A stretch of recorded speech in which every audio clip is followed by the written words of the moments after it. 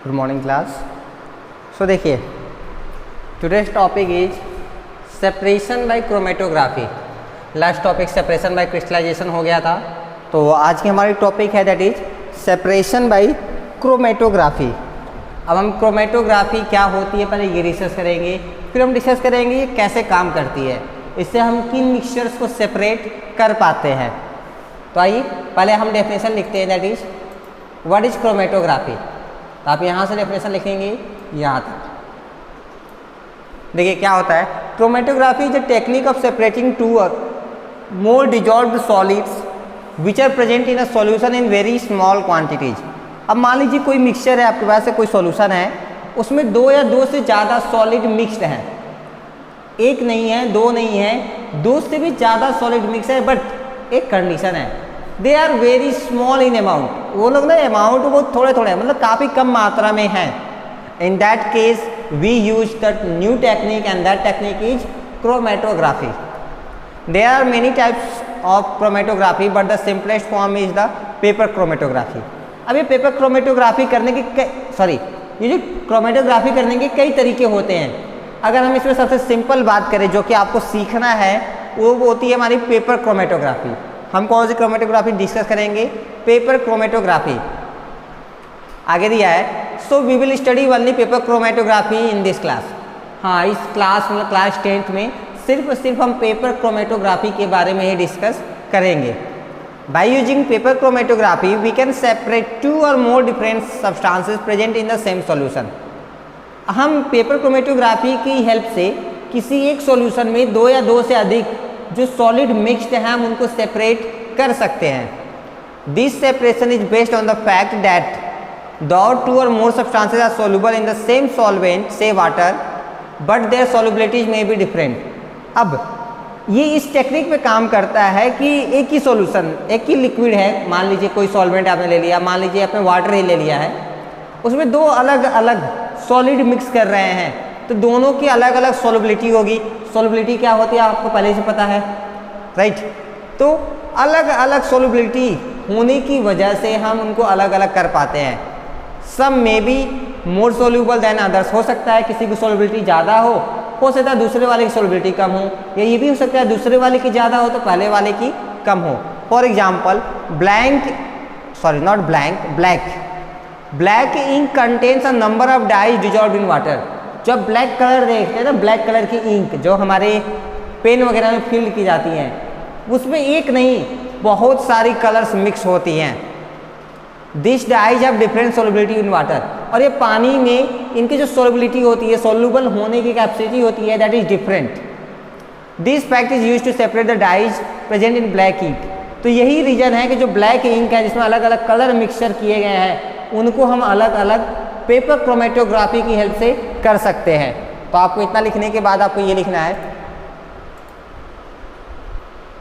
यहाँ से, this separation is based on the fact that that two or more substances soluble in the same solvent say water but their solubilities may be different. Some may be more soluble. तो आप इसको यहाँ से लेके यहाँ तक बस लिख लें, कर सकते हैं। ओके, उसके बाद आप एक चीज़ और लिख सकते हैं, नहीं इसकी कोई ज़रूरत नहीं, अभी हम आगे लिखा लेंगे। नेक्स्ट देखिए, it is most easy to perform chromatography experiments with the mixture of coloured materials like inks and other dyes. हाँ, ये जो एक्सपेरिमेंट करना होता है दैट इज़ वेरी ईजी। क्यों? Because they separate to give coloured components which can be seen easily as a coloured spots on the paper.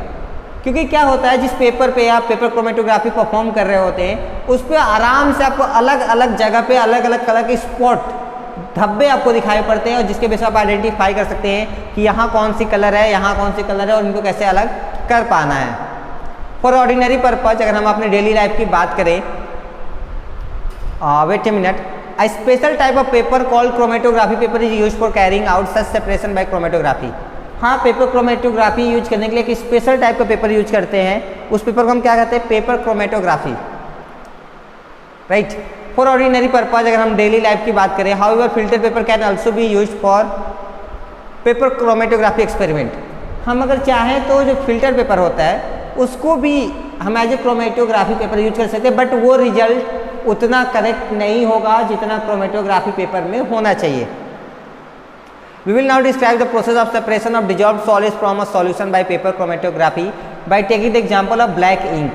तो अब हम डिस्कस करेंगे कि ब्लैक इंक में जितने भी मिक्सचर कंपोनेंट्स हैं सॉलिड के, उनको हम कैसे कैसे पेपर क्रोमेटोग्राफी के हेल्प से अलग कर पाते हैं. Black ink is a mixture of several coloured components और सब्सटेंसेस और dyes which can be separated by paper chromatography. उसके बाद आप ये लिख लेंगे कि जो ब्लैक इंक होती है उसमें एक नहीं बहुत सारी रंग की कलर्स होती हैं, राइट, और हम उनको पेपर क्रोमेटोग्राफी की हेल्प से अलग अलग कर सकते हैं. तो आइए अब हम डिस्कस करते हैं ये कैसे काम करता है और हम कैसे इसको कंप्लीट कर पाते हैं.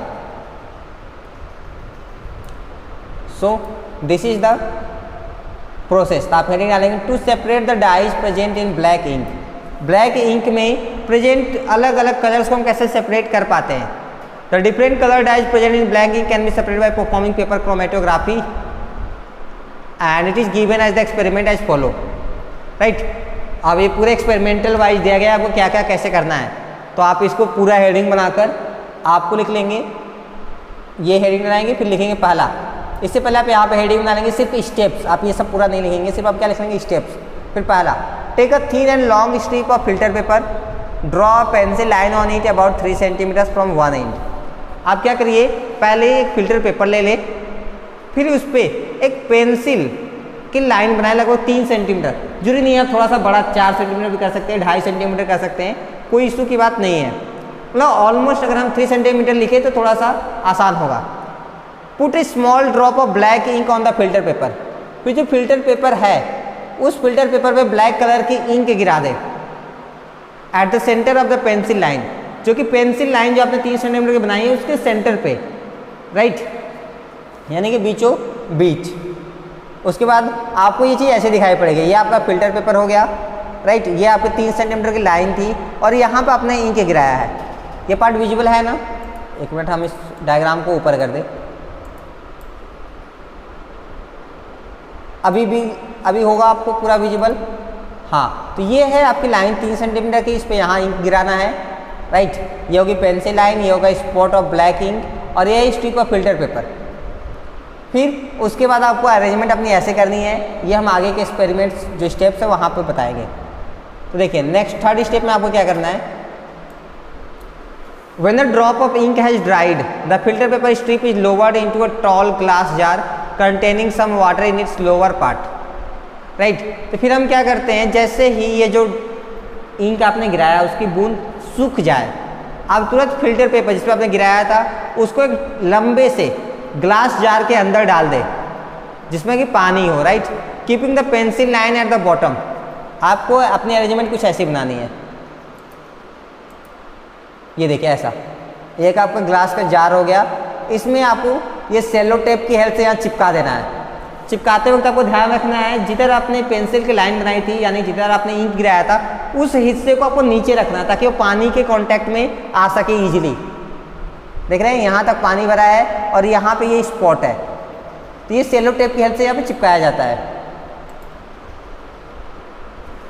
नेक्स्ट है the filter paper strip is held vertically by attaching its upper end to a glass rod with a sellotape. आपको इतना सारा नहीं लिखना है, बस आप इसमें यहाँ तक लिखिए, यहाँ तक, right. Please note that the lower end of the paper strip should dip in water but the pencil line having dried ink spot on it should remain above the water level in the jar. आपको ये चीज़ ध्यान रखना है कि जो paper का strip है ये तो पानी में डूब जाए, लेकिन जो आपने इंक गिराई है वो स्पॉट या जो लाइन बनाया है वो चीज़ उसके डायरेक्ट पानी के कांटेक्ट में नहीं आना चाहिए. हाँ, वो डायरेक्ट पानी के कांटेक्ट में नहीं आना चाहिए. उसके बाद आपको निकला है fourth step. The water gradually rises of the filter paper strip by capillary action. आपने बायोलॉजी में थोड़ी सी कैपिलरी एक्शन सीख रखा होगा.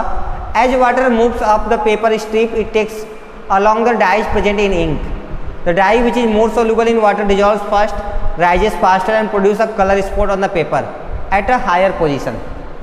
The less soluble dyes dissolves a little later, rise slower and form color spots at the lower heights. In this way all the dyes present in the black ink. इसमें आपको पूरा लिखना होगा यहाँ तक क्योंकि इसी में पूरा आपको प्रोसेस दिया गया है. अब ये जो ब्लैक इंक है इसमें कई सारे स्पॉट्स हैं, कई सारे कलर्स हैं। अब वो कलर जो कि ज़्यादा सोल्यूबल होते हैं पानी में, वो जल्दी से सोल्यूबल हो जाते हैं और जल्दी सोल्यूबल होने की वजह से उसका स्पॉट ऊपर मिलता है। यानी कि ये कलर जो आपको दिख रहा है ये ज़्यादा सोल्यूबल रहा होगा इसलिए ये फास्टर हुआ और ये ऊपर मिल गया। और ये जो नीचे दिख रहा है ये जो ग्रीन कलर, लाइट ग्रीन, ये कलर कम सोल्यूबल था इसलिए ये लेट सोल्यूबल बना और इसलिए ये नीचे ही रह गया। तो आप यहाँ से देख के भी बता सकते हैं कि कौन ज़्यादा सोल्यूबल था कौन कम। This will be more soluble and this will be less soluble. जो नीचे होंगे that will be less soluble and those who are on the top they will be more soluble. अब यदि क्रोमेटोग्राम यानी कि जब आपने क्रोमेटोग्राफी पेपर यूज किया रहा होगा उसी को हम क्रोमेटोग्राम भी बोलते हैं। तो यहाँ देखिए क्या था, different colour spots of dyes separated from black ink. अब देखिए आपने सिर्फ यहाँ पे कौन सी इंक डाली थी, ब्लैक इंक, और आपको कौन कौन सा कलर मिल गया, this is light green, this is light sky blue, dark जो भी है, this is around purple colour. तो ऐसे अलग अलग कलर्स आपको देखने को मिल जाते हैं जबकि कलर आपने सिर्फ ब्लैक ही डाली हुई थी। तो इसका मतलब हम क्रोमेटोग्राफी की हेल्प से अलग अलग कलर जो कि एक सॉल्यूशन में ही मिक्स है हम उनको अलग अलग कर पाते हैं। और ये इस बात पे काम करता है, इसकी बेसिक टेक्निक इस प्रोसेस पे काम करती है कि सभी कलर कंपोनेंट्स की सॉल्युबिलिटी अलग अलग होती है, राइट। नेक्स्ट देखिए fifth step, when the water reaches the near top and of the filter paper strip, the strip paper is removed jar and dry the paper with separate color spots is called a chromatograph। जैसे ही water क्या होता है filter paper strip के नीचे तक आ जाता है यानी कि वो उतना गीला हो जाता है, then the paper strip is removed. तो हम पेपर स्ट्रिप जो उसमें डाले थे उसको बाहर निकाल लेंगे और उसको हम सुखा देंगे और जो सुखाएंगे उस पर कलर का धब्बा जो बना था वो वैसे ही रह जाएगा और वो एकदम ड्राइड हो जाएगा। वो जो नया पेपर बना, नया पेपर क्या, वही पुराना वाला पेपर जो सूख गया है उसी को हम बोलते हैं क्रोमेटोग्राम। उसको हम क्या बोलते हैं, chromatogram. Next, the chromatogram obtain by using black ink in this experiment has 3 colour spots in it. तो आप इसको लिखने की जरूरत नहीं है, आप इस एक्सपेरिमेंट में 3 कलर आपको क्रोमेटोग्राम पे मिलेंगे। हाँ, कितने कलर्स, 3 कलर्स। बस आप इसमें यहाँ तक लिखेंगे, बस उससे ज़्यादा नहीं लिखना आपको। This means that the given sample of black ink has 3 different dyes mixed in it. इससे मतलब हम कह सकते हैं कि जो ब्लैक इंक आपने यूज किया था उसमें 3 कलर के कंपोनेंट मिलाए गए थे। तो ये तो हो गया पूरा एक्सपेरिमेंट कैसे करना है, राइट। अब हम आगे कुछ और चीज़ों को डिस्कस करेंगे। नेक्स्ट हमारा chromatography is an important tool in chemical analysis. हम केमिकल्स आइडेंटिफाई करने के लिए, उनको एनालिसिस करने के लिए हम क्रोमेटोग्राफी का यूज हमेशा करते रहते हैं। It is use to separate small amounts of dissolve substance.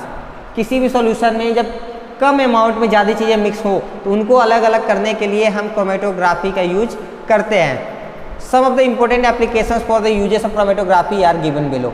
आपको यहाँ सब लिखना होगा किसी कुछ एप्लीकेशंस यूजेस हमें देखने कहाँ कहाँ हम इसको यूज करते हैं। पहला, chromatography is use to separate solutions of the colour substance, dyes and pigments. हाँ, अलग अलग डाई यानी कि इंक में कितने कलर्स हैं उन कलर्स को अलग अलग करने के लिए, आइडेंटिफाई करने के लिए भी हम इसको यूज करते हैं। दूसरा, chromatography is use in forensic science to detect and identify the traces amount of substance like poisons in the content of bladder और स्टमक। आप देखते होंगे CID वगैरह करके ऐसे बहुत सारे प्रोग्राम्स आते हैं आपके टेलीविज़न पे जिसमें इंस्पेक्शन के दौरान दिखाया जाता है कि जो फोरेंसिक एक्सपर्ट्स होते हैं वो आपको एग्जैक्ट रीजन ऑफ डेथ बता देते हैं कि किस केमिकल की वजह से, कौन से पॉइजन की वजह से, कितने बजे लिया गया था कि किस व्यक्ति की डेथ हुई है।